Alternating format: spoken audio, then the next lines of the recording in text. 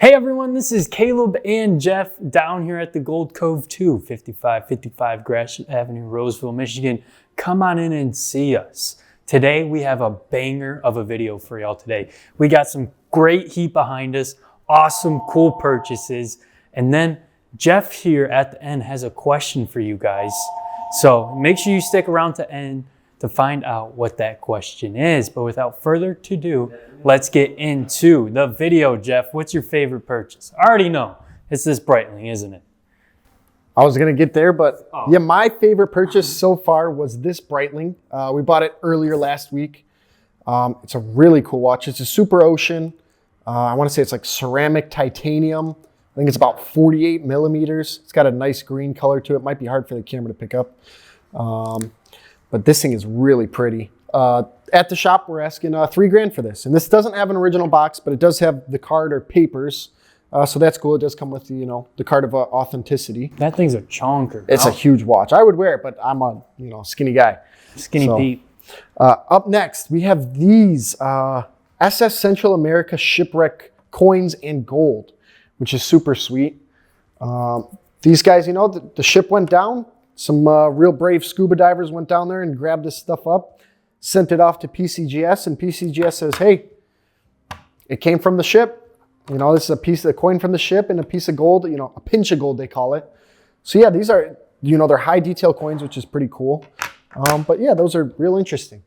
And you would say on the ship, while these coins were on the ship, not being, shipwrecked yet, those coins were probably uncirculated or about uncirculated, would you say? Because the detail there is pretty good, and that shipwrecked effect can really change a coin dramatically. Yeah, I would say these coins were probably, had quite a bit more detail before, the unfortunate. But right. What happens when a coin goes into the ocean is that it starts churning up with the sand or, some kind of muck at the bottom of the ocean, and it kind of turns it over and starts to polish it, wear down the coin.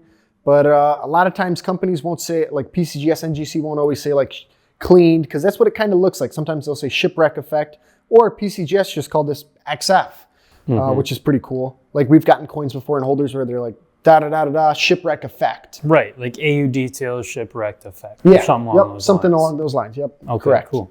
But these ones were straight graded, surprisingly, but they're pretty sweet. A lot of provenance with that. Right. Not a lot of historic value too, I would say. Yeah. Imagine having a coin, that was in a shipwreck. That's awesome. Yeah, it's pretty sweet. We have a lot of people they call them their shipwreck coins.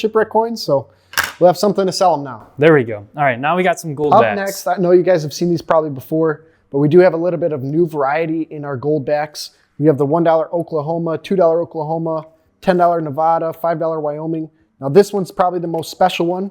This one is a set. Oh man, we're on our third or fourth take here, and I don't think I've gotten it right yet. So everybody knows the bicentennial.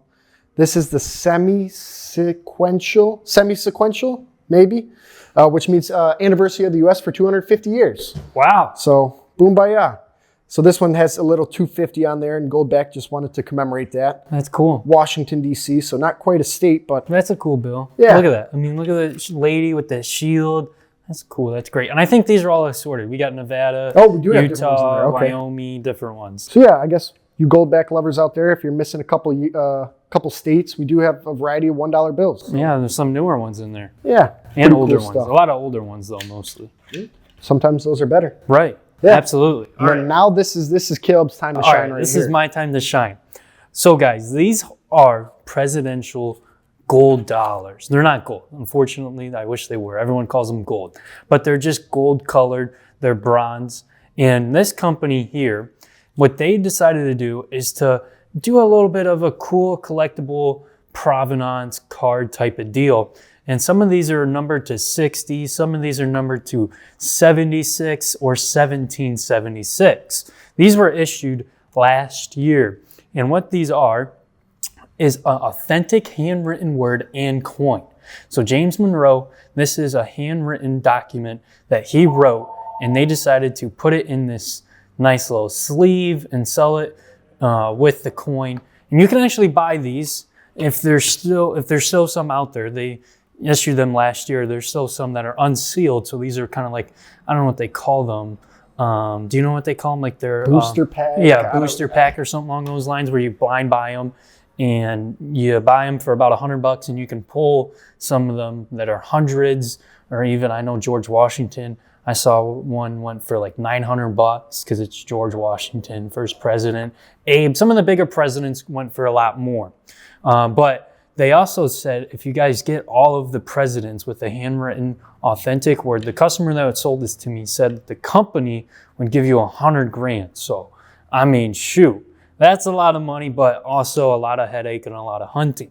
So that's up to you guys if you want to do that. But an also thing you can do is you can look up on their website, wherever it is right there at the bottom, you can look it up and see what document that was from. So that's cool. And this one here is a little bit different one. It's the same type of deal, but this is here an authentic relic and coin. So that is from the house, the White House, right? So you can look it up on their website, see what piece of the White House it came from.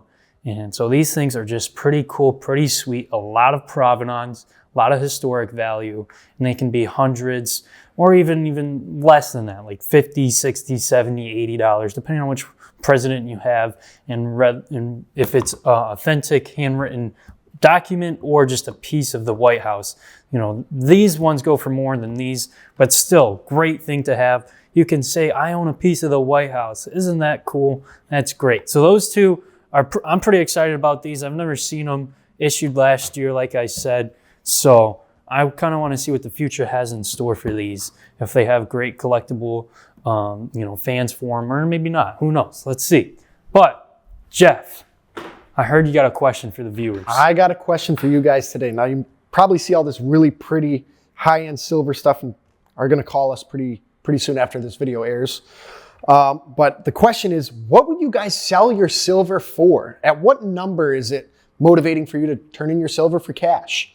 And I want to say for me, it might sound almost insane, but I would say about $200. I would probably round up all the silver I have if I can get $200, which means silver would probably have to be higher for dealers to make a margin.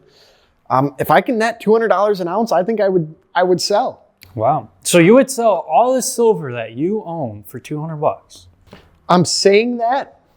That's what I'll say. As far as what I'll do, we'll see when we get there. Because, if silver is really that high at that point, you got to think, what is the cost of living at that point? What is a gallon of gas? What is a gallon of milk? What is a loaf of bread? So it does have to kind of match up with the cost of living as well. And, because I think about that, if silver's worth XYZ now and cost of living is worth XYZ now and cost of living doubles and silver doubles, you're still kind of at that same silver price. But I think $200 would really motivate me, depending on how cheap exotic cars are, of course. But yeah, what would you guys sell it for? I know a lot of guys missed out on that $120 boat. I included. I wasn't super motivated to sell at that price because I had that mindset of everybody else that it's going to keep going up, keep going up, keep going up. Didn't. We're at about 60% of that $120 value. But it's just kind of interesting. I want to know what your guys' thoughts are. What's the number that you would sell your silver for? Cash in hand, Caleb, do you have anything to add on that? What are you? What price point am I at? Yeah. Well, I did just sell a nice chunk of my hoard to buy a house.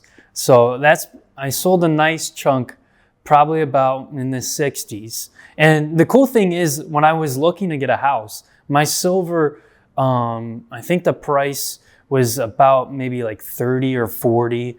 I was like, I don't really want to sell that low. And then finally coming, I think it was only like 2 or 3 months down the line, and it went up to $60. I was like, woo, I can't wait to sell at that price.